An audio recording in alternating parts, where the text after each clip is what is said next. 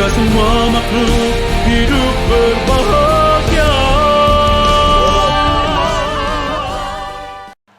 Hai, jumpa lagi bersama kami Dharma Production House dalam segmen Malam Minggu Dharma Whisper episode 9 bersama saya Upasaka Ivan Hadayasati. Pada episode kali ini saya akan menarasikan tentang kisah Nanda Thera, sepupu Sang Buddha yang mencapai arahat setelah dijanjikan memiliki dewi-dewi cantik dari surga Tawatimsa. Kisah ini dibacakan ulang dari sumber kitab Dhammapada Atthakatha. Kisah Nanda Thera. Suatu ketika Sang Buddha menetap di wihara Weluwana di Rajagaha. Waktu itu ayahnya Raja Sudodana berulang kali mengirim utusan kepada Sang Buddha, meminta beliau untuk mengunjungi kota Kapilawatu. Memenuhi permintaan ayahnya, Sang Buddha mengadakan perjalanan dengan diikuti oleh sejumlah besar arahat.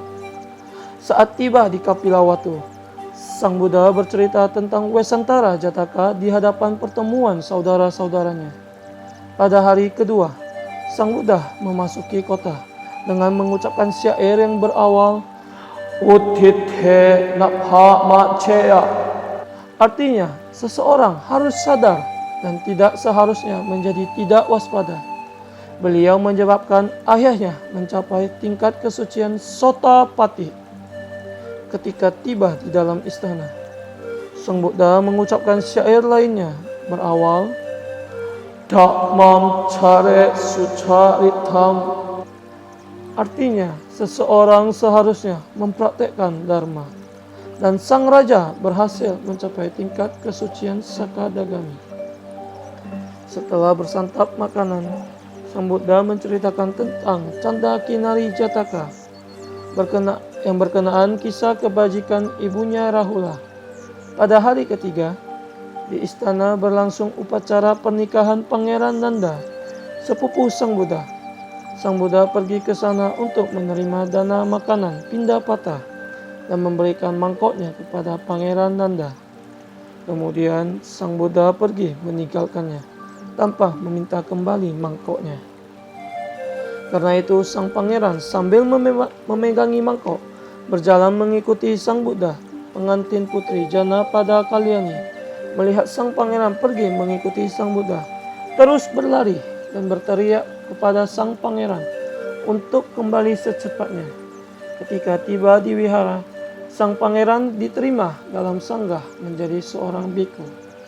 Kemudian Sang Buddha berpindah ke wihara yang didirikan oleh Anathapindika di hutan Jeta dekat Sawati. Selama tinggal di sana, Nanda merasa tidak senang dan setengah kecewa, serta menemukan sedikit kesenangan dalam hidup sebagai seorang biku. Ia ingin kembali pada kehidupan berumah tangga, karena ia terus teringat kata-kata dari Putri Janapada Kalyani yang memohonnya untuk kembali secepatnya. Hatinya menjadi goyah dan semakin goyah. Mengetahui hal tersebut, Sang Buddha dengan kemampuan batin luar biasa memperlihatkan kepada Nanda beberapa dewi yang cantik dari surga Tawatimsa, jauh lebih cantik daripada Putri Janapada Kalyani. Sang Buddha bertanya kepada Nanda, siapakah yang lebih cantik, Putri Janapada Kalyani atau para dewi yang berdiri di hadapanmu itu? Tentu saja mereka jauh lebih cantik dibandingkan dengan Putri Janapada Kalyani, jawab Nanda. Sang Buddha berkata lagi kepada Nanda, apabila engkau tekun dalam mempraktikkan dharma, aku berjanji untuk membantumu memiliki dewi-dewi itu. Mendengar pernyataan itu, Nanda tertarik dan sekali lagi berjanji akan mematuhi Sang Buddha. Biku-biku yang lain menertawakan Nanda dengan berkata bahwa ia seperti orang bayaran yang mempraktekkan dharma demi memperoleh wanita cantik dan sebagainya. Nanda merasa sangat tertekan dan malu. Karena itu dalam kesendirian, ia mencoba dengan keras mempraktekkan dharma dan akhirnya mencapai tingkat kesucian arahat.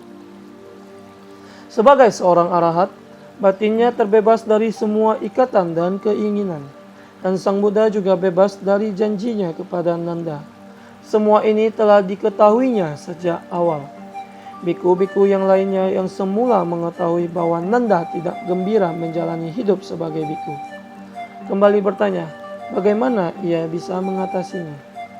Nanda Thera menjawab bahwa sekarang ia tidak lagi terikat dengan kehidupan berumah tangga.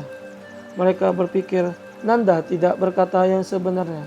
Karena itu, mereka mencari keterangan perihal masalah itu kepada Sang Buddha. Dengan menyatakan keraguan-raguan mereka, Sang Buddha menjelaskan kepada mereka bahwa sebelumnya kenyataan alamiah Nanda sama seperti atap rumah yang bocor. Tetapi sekarang rumah itu telah dibangun dengan atap rumah yang baik. Penjelasan itu diakhiri dengan syair 13 dan 14 berikut ini. Bagaikan hujan yang dapat menembus rumah beratap tiris, demikian pula nafsu akan dapat menembus pikiran yang tidak dikembangkan dengan baik. Bagaikan hujan yang tidak dapat menembus rumah beratap baik, demikian pula nafsu tidak dapat menembus pikiran yang telah dikembangkan dengan baik. Pesan pada kisah ini adalah pikiran adalah motivasi terbaik untuk mencapai sesuatu.